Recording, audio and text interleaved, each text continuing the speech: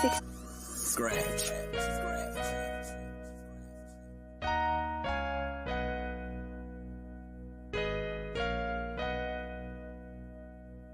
Dressing the culture, I'm adjusting the culture, huh?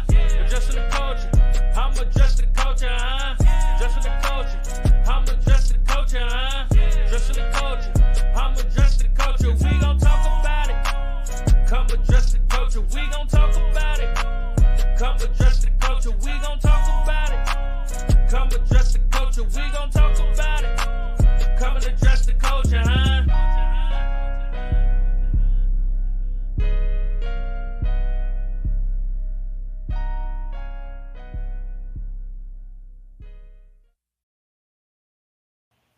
Brick by brick, you get your boy Big Wall, and you already know I got my right hand with me, Big P.Stock in the building. What's going on with you, big homie?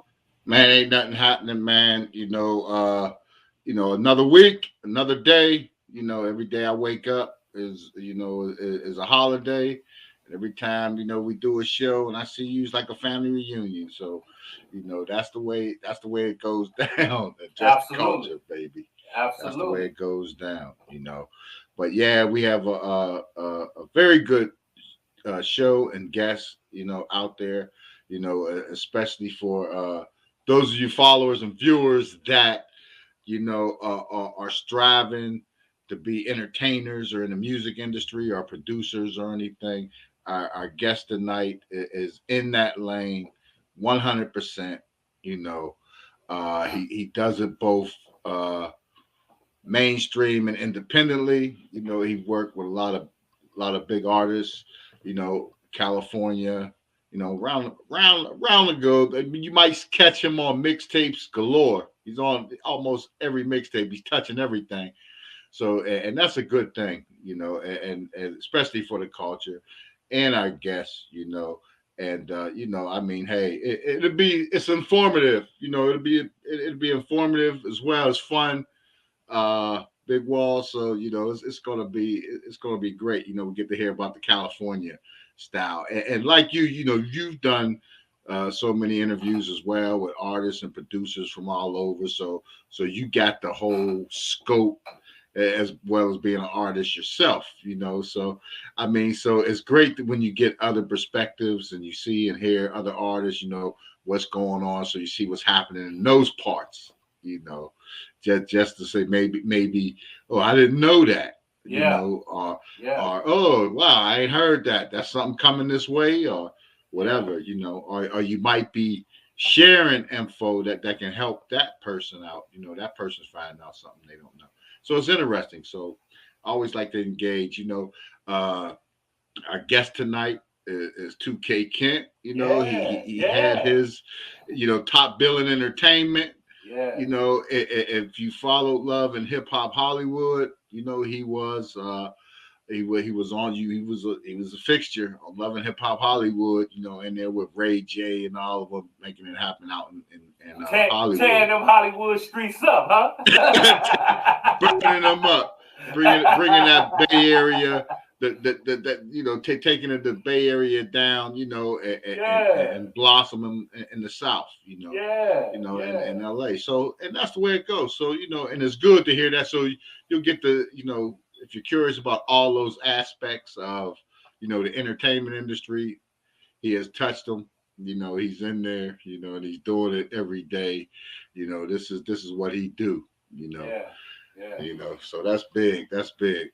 It's dope to have somebody like 2K come through, you know what I'm saying? Because we talk about artists in the culture, like we don't see a lot of artists that's willing to make certain steps and then come back and get a culture some game, you know what I'm saying?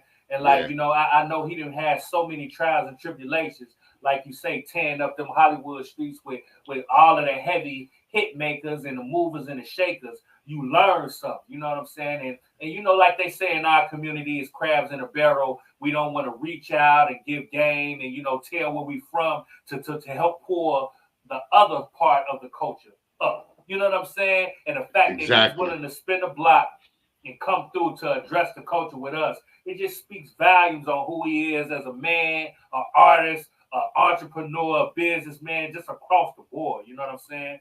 That's what we need. Yeah, that's exactly what we need. There's always time to take a moment and hear. You know, you talk about somebody that's doing, especially if you are striving to get into that lane and that's what you're trying to do. You're young and up and coming, or you're struggling in that lane. Yeah. And, you know, and there might be something you're missing. Maybe you spending your money wrong. Maybe you're not doing something, you know. So it's good to have a 2K and everyone come through and bring that experience through with everything. You know, he goes back all the way back to the DJ Khaled mixtapes and all that stuff, way back and all that stuff. So he's on it all, you know. Yeah. You know, up to present, you know. So it's cool. It's cool. So. Yeah, so it'll be good. He's always fun. Let's bring 2K. Like this, but look. We gonna pay some bills. That's right. Let us pay some bills. You know what I'm talking about? Because we working over here on Address the Culture. We moving up. You know what I'm talking about? So always. You know we gonna pay these bills, and right after this commercial break, we gonna be back with the one and only 2K Kent right here on Address the Culture, powered by IHipHop TV. You feel me?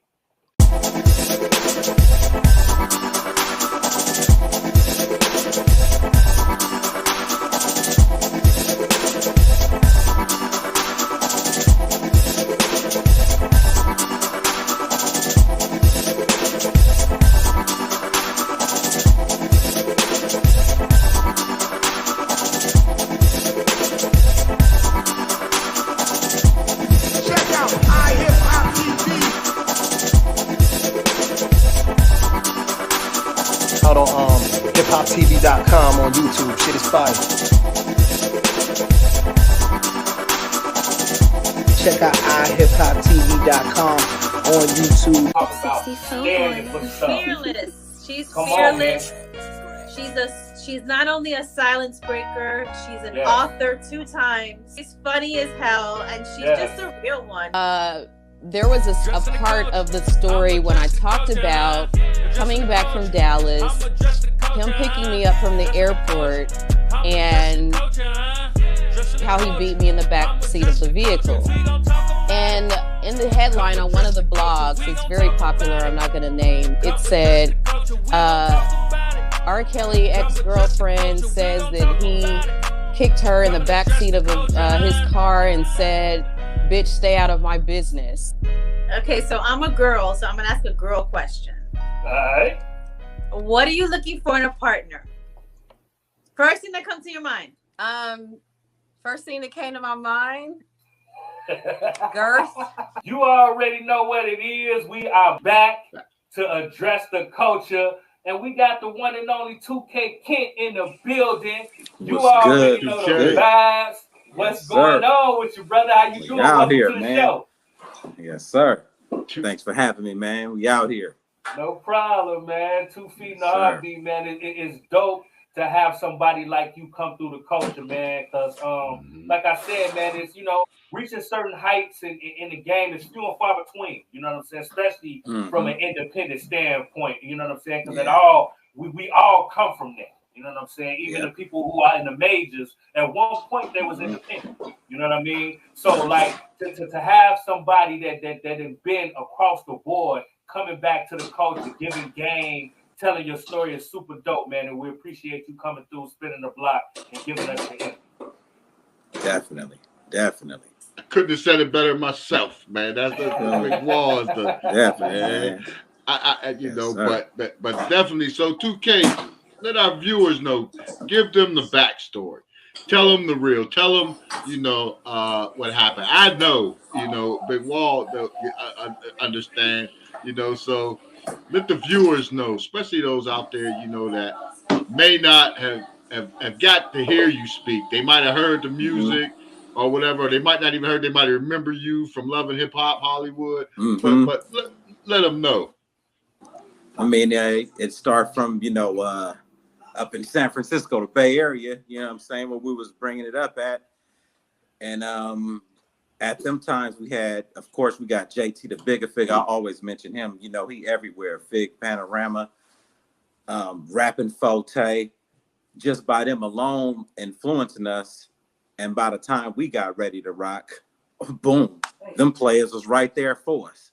You know what I'm saying? So as soon as we started our first project, boom, we got Forte. I can't forget about my big cousin San Quinn. They was all there, and before you know it, it just started going and going and going. I remember, like, right after that moment, I produced something with Sugar Free, and before I know it, the game and it was there. Him and my boy Blue Chip was tight, and we was all working, and that shit was just going on from there. We just stayed busy. But the cool thing about it is, with JT, he had us on the Beware of Those soundtrack, and that's when we first started really getting paid. You know, just getting something from the rap game. So that felt good. I didn't have to dig in my mother pockets at all. You feel me? So yeah. You know, yeah. That's big. Yeah, That's yeah. dope, yeah. man. You was doing a good thing. You was doing ad campaigns right out the gate too with your music as well. Yeah. That's dope, So, bro. yeah, we were just out there networking, and you know, one thing led to another. And then, you know, by the time we started getting on the DJ Khaled mixtapes and all that, you know, my cousin Dollar, he came through. He made sure, you know, we was getting the money off that, and we just bum rushed the streets after that, and it just been kind of crazy ever since. It just been nonstop ever since. But it been, you know, you got your ups and downs, especially when some money involved. So you know how that go. And yeah, man. Yeah, you know, we definitely gonna talk about the money aspect of the game, because you know that's very important. But you kind of threw out some legends, you know what I'm saying? Some names of some legends that you got the opportunity to work with. And I know, you know what I'm saying, you're a student of the game. You know what I mean? So from all of the legends that you done work with, from rapping Forte to the game, what page did you take out of each of their books to write your novel, to create a masterpiece and develop yourself in the culture? That's a good question. You know what happened though? By us being from San Francisco Filmo, it's a certain type of game that everybody got. And you know, with Forte and JT and everybody, they was spitting a certain type of game, you know, because they in that age group and they from the city. But when I started, I admired them, but I was like, damn, I'm not gonna do that style, even though I'm gonna represent the city and stuff. So for me, I was more like, I got influenced by the East Coast, but I'm still influenced by, you know, Death Row, Dr. Dre, and all that. So I just kind of took that approach. And it helped me because by the time I was, you know, getting influenced by the East Coast and this and that, by the time I got to Sugar Free, I already knew what I wanted to do and everything, because my ear, you know, from hearing Quick and all them, I was like, okay, I'm this. Let me do this. So like right when I met Sugar Free, I was like, I got something for you. Don't even worry about it. And he was like, I'm gonna bless you. And you feel me? That's how I developed my style, because you know, we were hearing everything, and I'm figuring out like, damn, how could we stand out from this? How could we be the best and be on some other shit, but the hood still accept it? And that's what we did. So we had some of that East-West stuff. Yeah. That's how we started. Yeah. That's dope. Yeah. That's dope. That's big. So, and that led up, you know, eventually you decided to migrate, right? And in the business. So tell us a little bit about that chapter, you know, the difference in the move from up north to Southern Cal. Oh, that's a real one. In the Bay, I mean, see, the Bay is like this. With San Francisco, you may not have a lot of people that play instruments that's on the forefront like that you know. But if you go to Oakland, boom, there it is. And when me and my cousin Crawford City started producing, you know, he played in church and everything. He started taking me around all the musicians in the East Bay and Oakland. And sometimes it was in San Francisco. So when we did that, I learned like, oh man, this is what LA be doing. And, you know, I started really learning a lot, like, oh, wow, DJ Quick played in his father church and all that.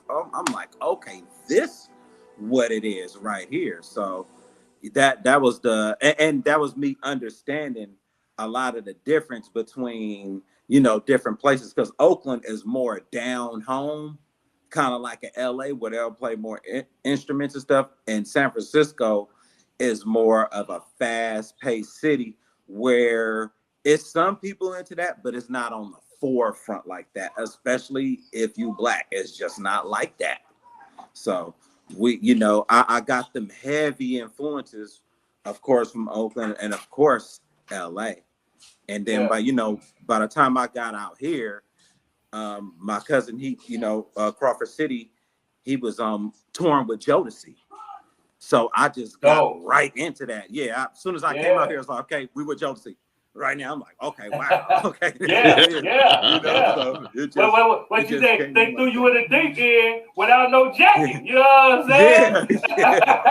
Without no life vest or nothing. You know, you could have seen swim. You know what I'm talking about? That's dope. That's dope. But now when we talk about your music and your style, you know what I mean? Because, like, you know, that West Coast vibe is a different type of vibe. You know what I'm saying? But it crossed over with groups like NWA, Dre, Snoop, The Game, you know what I mean, on to Nipsey, the late great Nipsey Hussle, you know what I'm saying, rest in peace. So when we talk about just your sound, for somebody who might have not heard your music, how would you describe the music that you create for? That's a good one. You know what? I always stay current. So if you listen to something from, you know, like when we was on the Khaled and a Shadyville mixtape, you might hear something in that era. And that's me. I always stay current. But I am West Coast. But when we talking sound that I would just deliver, man, I'll be all over the place. Like I got a record right now where I gave Frankstickemz some super East Coast stuff. So for me, I was just, you know, I'm kind of like damn near all over the place, but still, you know, like my EP, you know, I got the West Coast stuff, but I'll turn around and do some jazz stuff or this or that, you know what I'm saying? Because depending on where it's coming from, just like when Frank, you know, bought Bobby Brown and, you know, they was doing anything. I know Bobby Brown is East Coast. When he first came into the studio, I had some like East Coast stuff pumping and he was loving it. You know what I'm saying? So it just be, you know, all just really hip hop, because I really got influenced. When I seen how, I mean, we all seen how Dre did with Death Row and Aftermath and how they are out here and they got a world range and they hip hop like that. It's like, man, you got to do some of that. You know, I got heavily influenced by that. And, you know, of course, Bad Boy, I just be taking elements from a little bit of everybody and make them out. Jimmy Jam, Jerry Lewis. I even told Jimmy Jam, I'm like you, I get some of that from you. I really do, brother, for real. You know what I mean? I'm like, yeah, man, like, you know, because all that stuff y'all bring, man, it just, you know, it brings so much different, you know, to the game, you know. And that's huge. And then in your sound, because you also to me got the ultimate party too. You know, you got I got it. And I want to get into that. But we're gonna take a quick break here, and then we'll get back and we'll pick up right there. We're gonna get into that party music and this mixtape stuff and talk about that. So we'll be right back after this quick break. Big 64 boy. Scratch.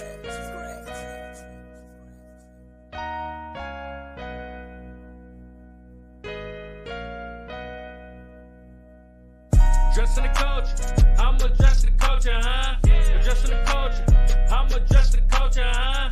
Addressing the culture, I'm addressing the culture, huh? Addressing the culture, I'm addressing the culture. We gon' talk about it.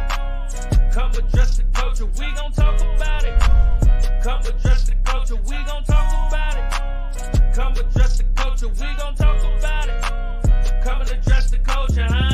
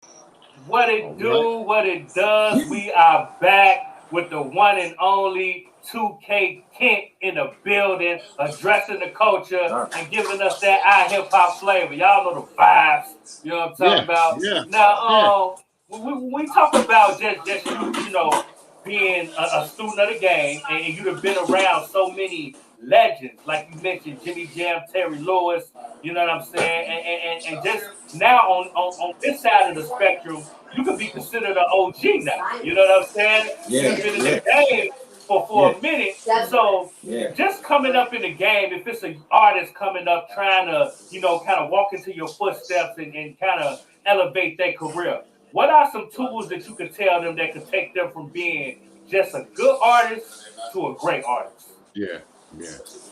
I would say one of the things I did too, study them older records, because before I really started producing and called myself doing it, I started listening to more funkadelic, even the songs I didn't know. I started going in and digging in the crates and really just listening.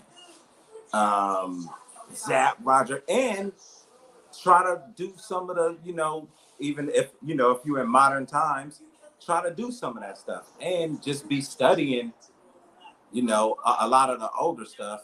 And if you go be an artist and getting out there, just be going for what you know. Just, you know, put yourself out there. Let it be known, you know. Yeah.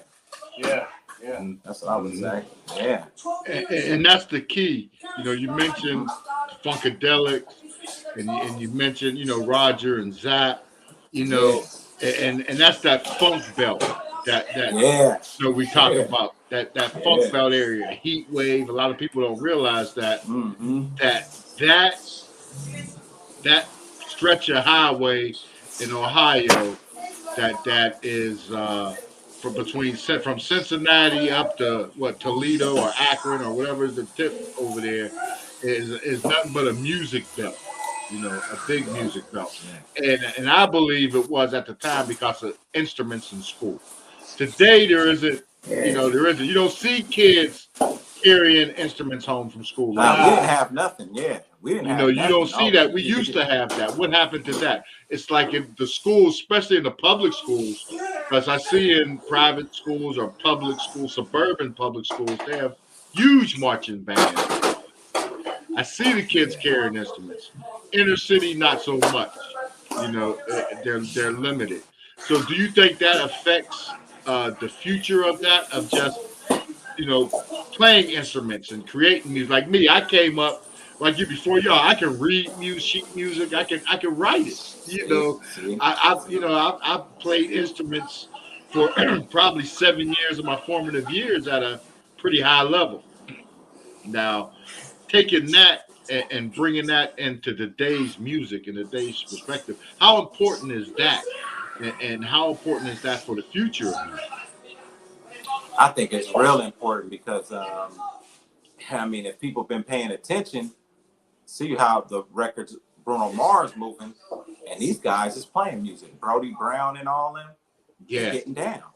I mean, come on, man, and there you have it. Even when Death Row changed music and they did what they did, they was playing over them samples and replaying stuff. So I already know that's how they changed music and changed the whole sound. So, you know, when a Chronic and Snoop Dogg, you can hear that they're replaying this shit right here. And they was killing that shit. And, you know, it was different. Everybody wasn't used to that. And that's what, if they used the same element that they was using in the 70s. That's why I noticed. I was like, man, they took this funk and put it up to the highest degree on some hip hop shit. Ugh, that's sick. That's serious. That's serious. And I just was, and think about this, you know, Bruno Mars, you know, he's young. He still got a ways to go in the lane that he's in and with the music he's creating and the genre he said, because I was just listening to that It Feels Like Heaven record, you know. It came on the radio when I was driving. And at first I was listening to it and I thought it was the Police at first. I'm like, man, this sounds like the Police. This is the Police, right? Yeah. And then I was listening and I'm like, because my wife listens to it, and I'm like, oh, this is Bruno Mars. And I was listening to it, and it almost sounded like you know, the same vibe and flow as that Police record. I even asked her, do you know if he remade that or something? But that's a huge record. That record is going to transcend so many people, just like me. You think it's the Police. People think, oh, yeah, that's the Police, you know, sending out SOS. You know what I'm talking about? That record. I'm like, man, get the heck out of here, man. And that's when I realized that dude right there, that's the next one that, you know, years they're going to be talking about Bruno Mars and his achievements and accomplishments in music and what he did to turn right up to this point now. You know what I mean? Absolutely. It's such a range, a big spectrum of music and talent.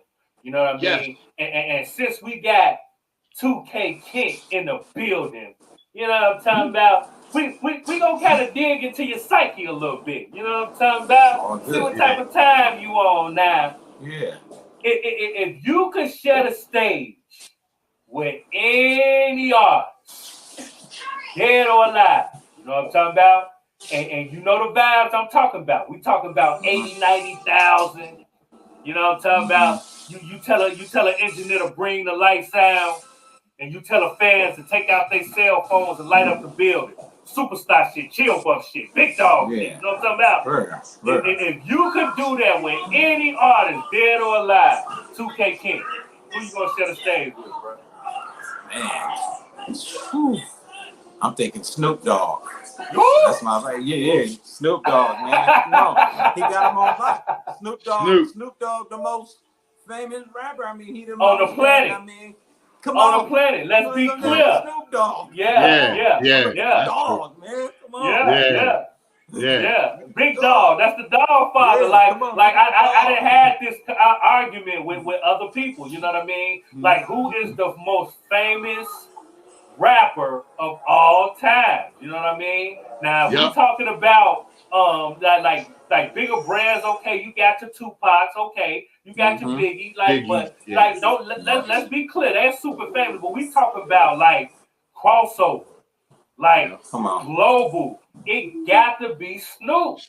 Snoop Dogg. Come on. Everybody mess with Snoop. You know what I mean? He's like the poster child of rap right now. Man.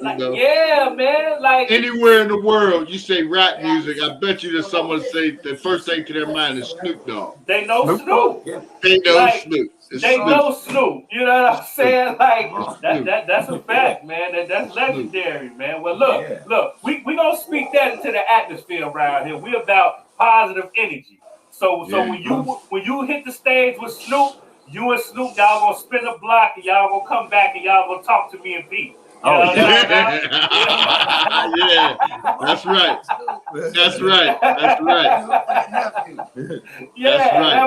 That part. But you're right. You know, with Snoop, and that's a very, very good one. Now, on the same line of what Big Wall said, if you was, and I know you probably seen this or heard it, but if you was gonna be stuck on, I say locked in a cabin in a blizzard up in the mountain. I ain't gonna say an island in the blizzard, you know, and you had, because there's electricity there, and you had 3 albums that you would want to be stuck to. Who would you be listening to while you're stuck for that? I'd say 3 months. I ain't even gonna say stuck for 3 months in the spot. What are the 3 albums? That'll probably be man, we going back to Death Row. That's probably gonna be Murder Was the Case. Dog Food. Come on, man. Chronic 2001. Chronic 2001. Man, come on. There it is. Yeah, you know what I'm saying? Yeah. You could get through 3 months on that, right? Yeah. Come on, man. I was surprised you didn't say Doggy Style. Yeah. I mean, because it's the same, you know, it's all I'm surprised you didn't say Doggy Style. It's all the same thing. Yeah.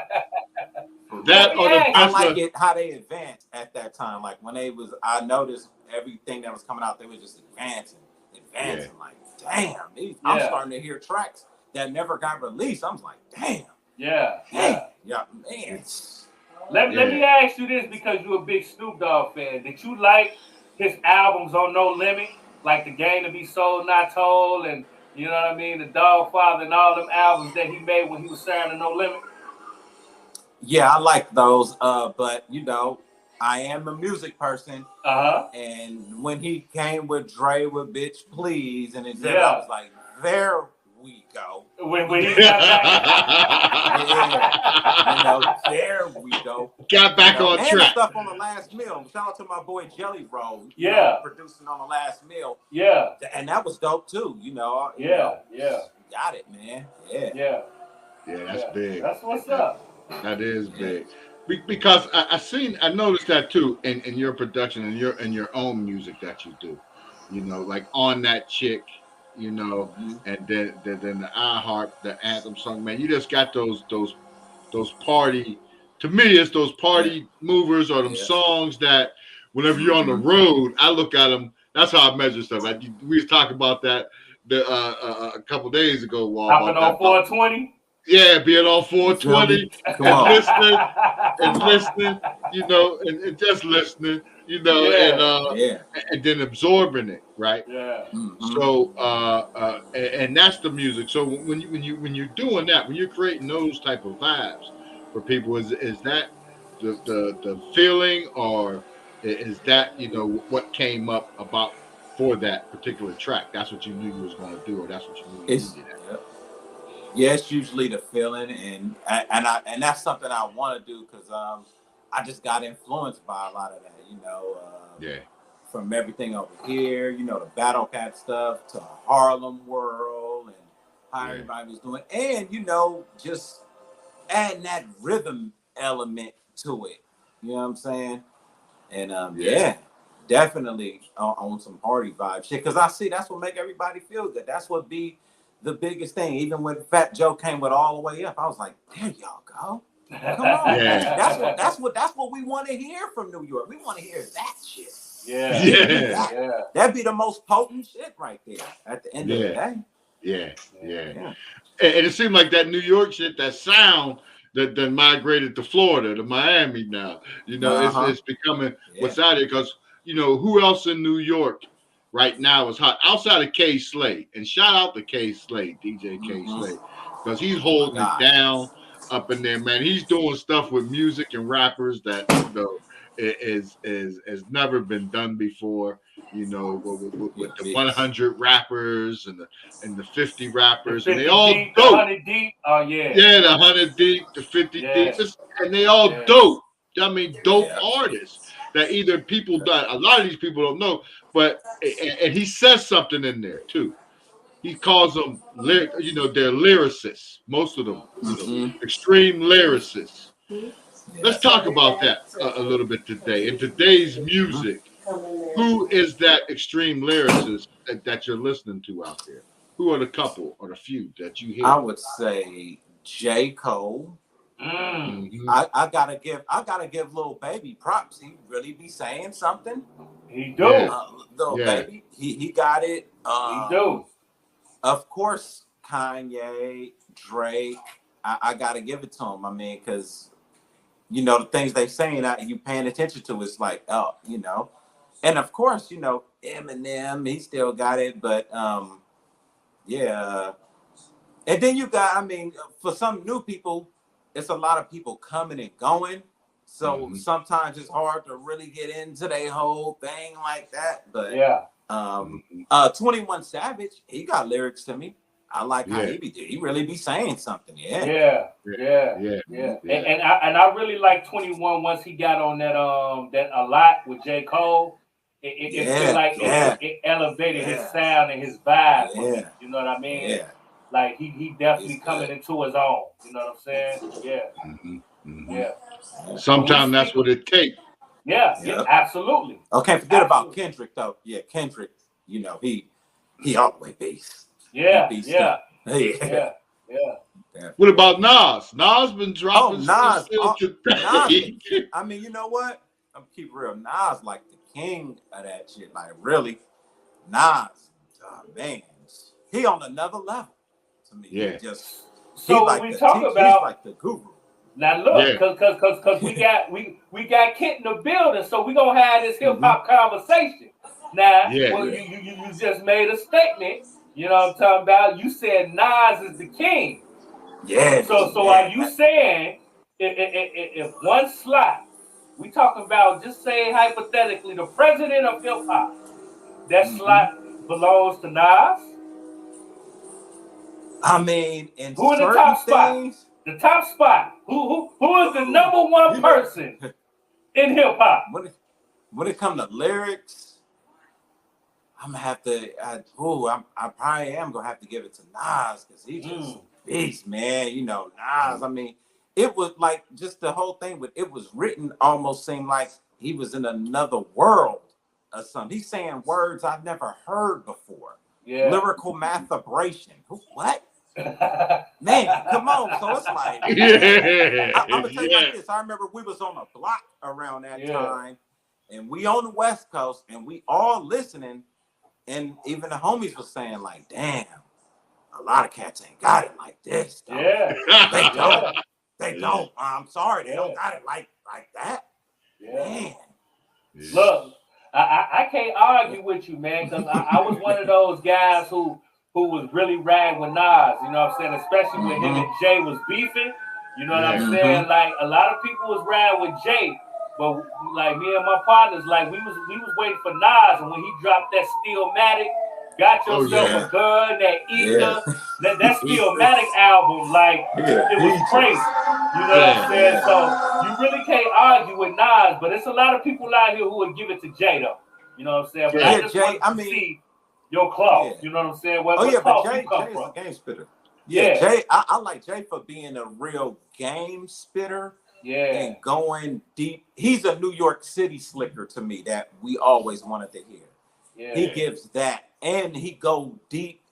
I mean, like on Reasonable Doubt, he go deep into the dope game on how it really is. But at the same time, he giving you musical elements and all like this. So I see what he's doing, and you know, Jay-Z musical to me too. You know, look at the stuff he got with Pharrell, the change calls of this, that. So absolutely, he musical too. He like a producer to me. He is. He is like, now look, now I know you a West Coast dude. You know what I'm saying? True through and through. How did you feel about finding out that Jay-Z wrote Still Dre, the whole song? I love the whole song. Not only did he write Dr. Dre part, he wrote Snoop parts too. You see what I'm saying? So for me, they kind of took it to another level as far as Jay-Z's ability, because I'm a big Dre fan, I'm a big Snoop fan, and I feel like their chemistry is unmatched.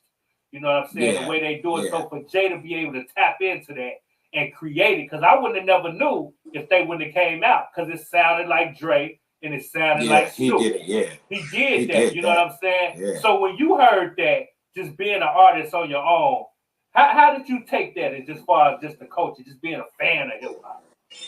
I was like, man, Jay-Z really tapped in on that. You know, he really raw. He really know how to tap in for real. I was like, damn, you wrote that? Yeah. So I had to give him credit on that. Like, damn, you did that. You know, I believe there's a lot of others. There's a lot more. They just ain't come out yet. He probably did a lot more, but his work ethics, from what I was told from like Omen and them guys, you know, back in the day, because Omen was you know, he was basically, you know, he's the one who basically molded Just Blaze, you know, and Omen was molded by Civilized, and Civilized is DJ Premier, okay, out of that lineage, right? And they took it to that next level where the cats that was, you know, with Premier carrying his records, you know, along the way, and then adapting his style and adding the samples and taking it up. You can see where Just Blaze was. But I was just told Jay can go in there and sit in the studio session and whatever, and sit in the back, don't be saying with that to nobody, and just be sitting there when he break out that thing writing, he's writing for somebody, you know, listen, because it ain't his project. but also on the flip side of that, a lot of those cats on the rock, like Freeway and all of them, because those that period, people forget about that period with that rock period. Now it seems like they moved by it because like Freeway was out on everything, and Jay really wasn't getting in the studio with him, even with Bleak, even with Memphis. Jay wouldn't get in the studio with him. It's your project, you do it, you handle it, it's your thing. Holler if you need me, kind of thing. I'll do one feature on your project, let's go. Whatever. And I thought, that was dope. Yeah, they was coming dope. They was, man. And like it's just the elevation in the game. You know what I'm saying? It's a lot of growth, trials, and tribulations, and everything. And I know you have experienced that a lot in your life. You know what I'm saying, 2K? So just overall, when you just think about your life, when you think back, man, what was some of the best advice you've ever been given? You know what? It's crazy. I didn't really even get a lot of advice, really. I was just going. I can't even remember nobody really standing out giving me advice, especially in this. I just was going, and we got in there, messing with JT and Fote, and before I know it, they was introducing us to people. And and the studio we was at too, TC and Enhancer, they worked with a lot of people too. He was part of the TC was part of the group Totally Insane. They had a big buzz, and then you had RBL and all that. A lot of people was just telling us to go. We had a group, they were just like, go. Yeah, I didn't really get no advice. It's crazy. Even because we were just going so much. I remember when we met Russell Simmons, it was like, hey man, check us out. He was like, is it copywritten? We like, nah. He was like, holla at my boy, go to New York. And that's what we did. Yeah, that's what we did. So we was just pressing go. We was just pressing fast forward. Yeah, bro, that's even doper because a lot of people are not in a position to just what they say, what's understood don't have to be discussed. You know what I'm saying? So you saw it and you just was seeing the game and you applied it. You didn't have to be taught. That's even more impressive. You know what I'm saying? Because sometimes you might find somebody that'll sit down and say, okay, A, B, C, D, E. You know what I'm saying? But that don't happen a lot. Sometimes you just gotta sit there and watch somebody move and execute. You know what I'm saying? And that's dope, bro. You know what I'm saying? Shouts out to you, man. I like that energy, bro. Thanks, fam, for sure, man. And we were just taking advantage. Just every opportunity that was coming, we were just like, all right, let's go. Even when my boy, he got us on, he had just finished college and he started working at KMEL. And before I know it, he was like, come in and do a Coors Light commercial. They'll pay you and everything. So just do a song for Coors Light. It just came out of nowhere. I'm like, what? All right. That's what's needed. Yeah. I'm like, what? And them checks, them checks right there when you mess with that type of money. You know what I'm saying? And credit. Snoop said his first $100,000 check came from that St. Ives commercial. That's the first time he had touched $100,000, and he had already been in the game for so long. You know what I'm saying? So that type of checks and that type of revenue is where you really collect your money and create that, that generational wealth. You know what I'm saying? It gives flexibility and support to what you're already getting. And that's big. Now tell our viewers a little bit too about your transition and experience with your music, taking it on the Love and Hip Hop Hollywood set. Oh, that was crazy right there. Really how that happened was my boy Jay Money, a big guy in the industry. He does a lot. I kind of got tricked into it. He just told me, hey, go down to this place, man, and meet these people. They doing like a reality show. I didn't even know what it was. And then when I got down there, I seen that, okay, it's Love and Hip Hop, but I seen a lot of chairs out there. So I'm thinking, oh, we probably go sit in the audience or whatever. Little did I know, the director already knew me and was like, "Oh yeah, we getting shot to you. You go over here. You go over here with Lil Fizz and Ray J." And I was like, "What? Yeah, sign this paperwork. You go." So that's how that happened. I didn't even know what it was. I found out at the last minute, and it was like, "You want to come back?" And go, I'm like, "Yeah, man." Like what? Yeah. Yeah. That's dope. That's what happened. And people was telling us to get on TV and stuff, but that's dope. So how was the whole experience? You know, just moving, you know, with the cast, seeing how it works, just the interacting of reality TV. Because a lot of people, you know, they're not too fond of reality TV. They don't say it's reality. But what was your experience working with Love and Hip Hop? It was fun. Every day was fun because, you know, the weather was nice. It was a party atmosphere. So it almost felt like you was getting paid to party and kick it. Yeah. And another good thing I realized, hooking up with people and a lot of the young actors and everybody, they was looking out for people. You know, they want to see each other make it. So they'll tell you, "Hey, this casting agency doing this, or this person over here doing videos," and everybody was hooking everybody up who was really serious. Right. And I like that. And then, you know, the people at Love and Hip Hop for security and everything, they'll let you know, like, "Hey, this is something professional, do right," you know what I'm saying? So you could get more opportunities. So everybody made it real comfortable and cool. Everybody. Yeah. That's an excellent environment, especially in that lane. You know, because when you look on the other side of Love and Hip Hop Hollywood, you look up in Atlanta and everywhere else, you don't get that vibe from them. You're not catching that vibe. You know, it's catching that vibe, you know. And I always joke with people about that. I said, you know, and I said it may be only in our culture, but we was talking about that. I got into a conversation about it. And that just reminds me of that situation. When you walk into a club, a club and it's mostly our people, there's always someone gritting on you. I mean, you can be you and your lady. There's always a woman, somebody gritting, you know. Don't know you from a can of loose paint. Trying to figure it out, you know. When you walk into the club, any other club, like we call them top 40 clubs, you know, the top 40s, you know, when you got the mixed crowd, mostly white folks in there, you know, partying. It's like ain't no one paying attention to you. You come sliding at the door, ain't nobody paying attention to you at all. For real. And that's the way I see the Love and Hip Hop. You know, you got the Hollywood, then you got and it goes to the Real Housewives too. That Real Housewives show. Oh yeah, you know, all of Orange County, Potomac, no matter where they are, there was some ratchet motherfuckers with money. With money.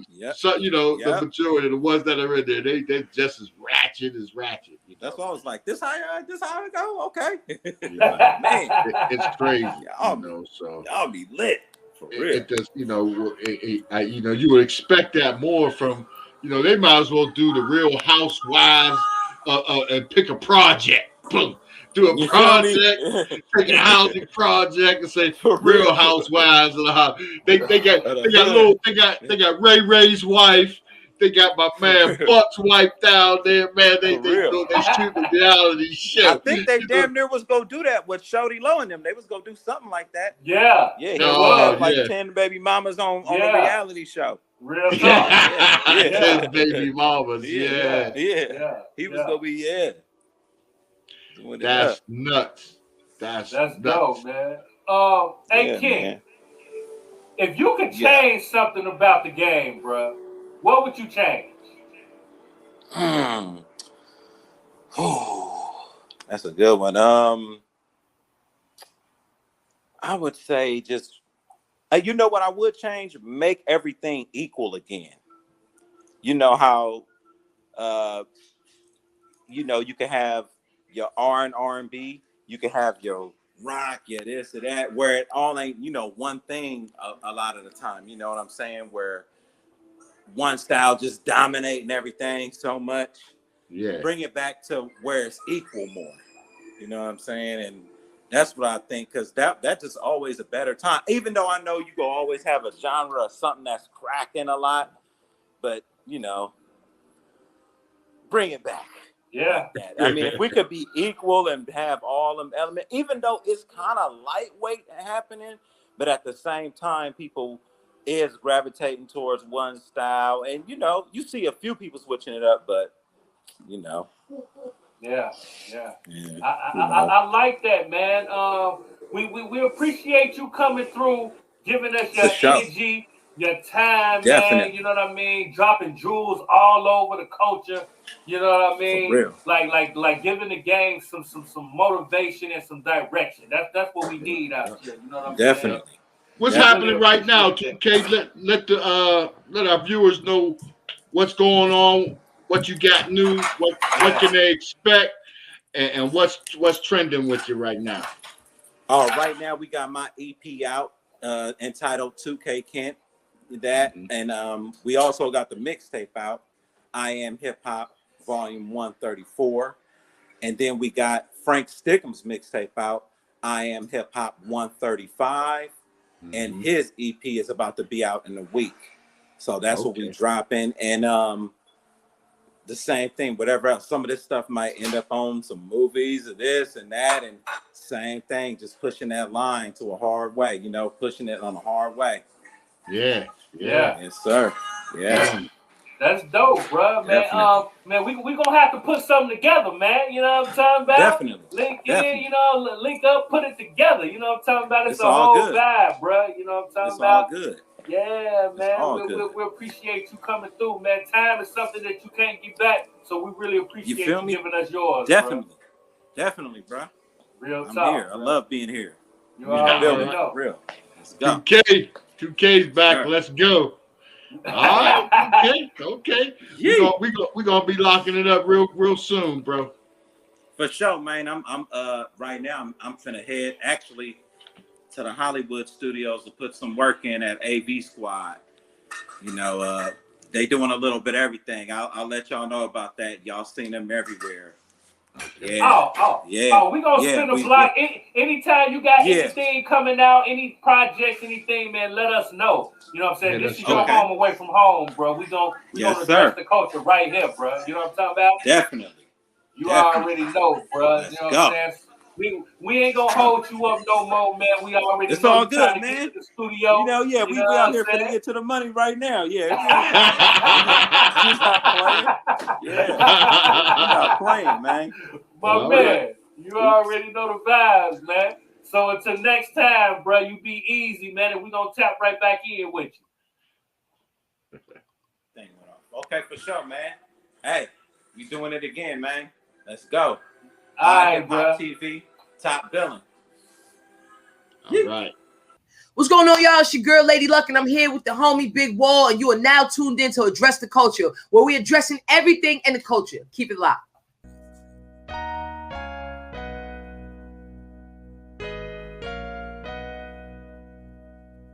Addressing the culture, I'm addressing the culture, huh? Addressing the culture, I'm addressing the culture, huh?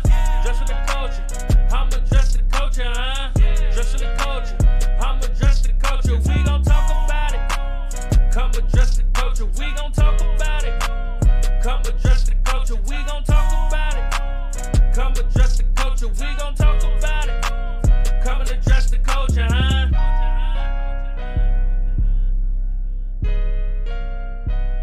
Young and AZ, man. Stay tuned in, man. We just getting started, man. We addressing the culture. P.Stock, man. That's the type of energy that fuels the culture. You know what I'm saying?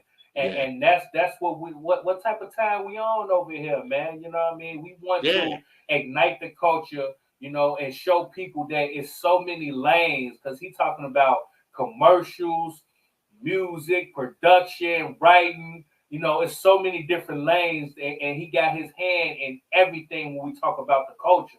And that right there motivates the game, man. I love to see it, bro. Yeah. That's big, you know. That's big. So, and it's always good, you know. In 2K's, he's open and he comes through and he promotes. So, and he understands and respects promotion, you know, because that's where he did his grinding in the beginning. You know, he talked about that.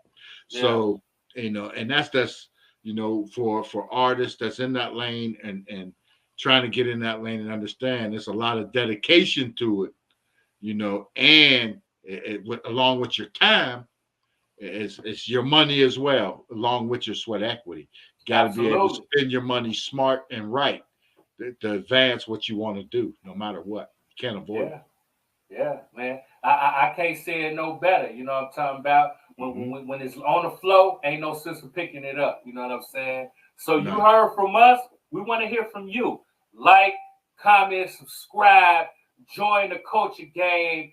Follow us on Address the Culture, @Culture, IHipHop TV, Just TV, all of our platforms, China, Brazil, Italy, you name it, Roku TV, the radio, Philly Jams, 95.3 Jams, 95.3 Indie 101. We are locked in here to address the culture. Let us know how y'all feel, man. Y'all have any questions y'all want us to ask 2K Kent, or if y'all got some people that y'all might want us to interview, let us know. We might bring them back on here to talk and address the culture.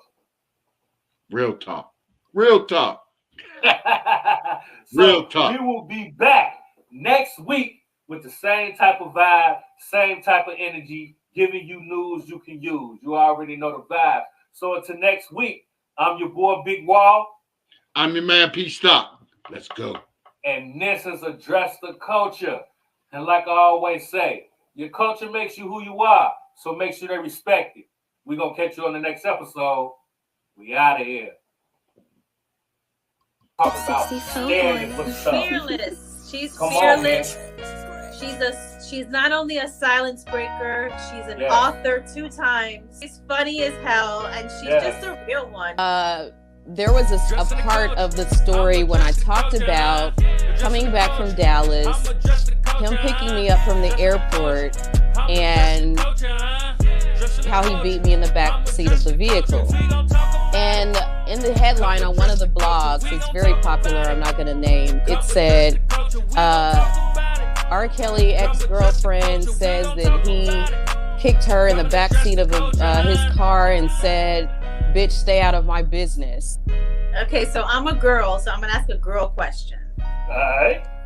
What are you looking for in a partner? First thing that comes to your mind. First thing that came to my mind, girth.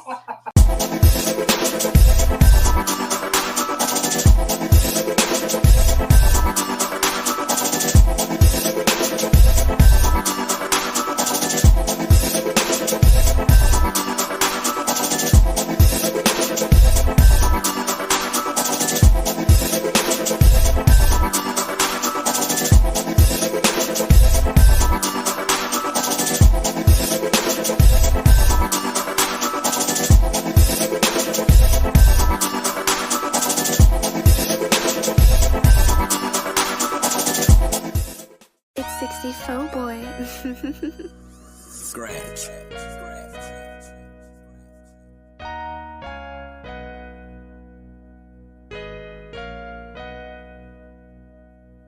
Addressing the culture, I'm addressing the culture, huh? Addressing the culture, I'm addressing the culture, huh? Addressing the culture, I'm addressing the culture, huh? Addressing the culture.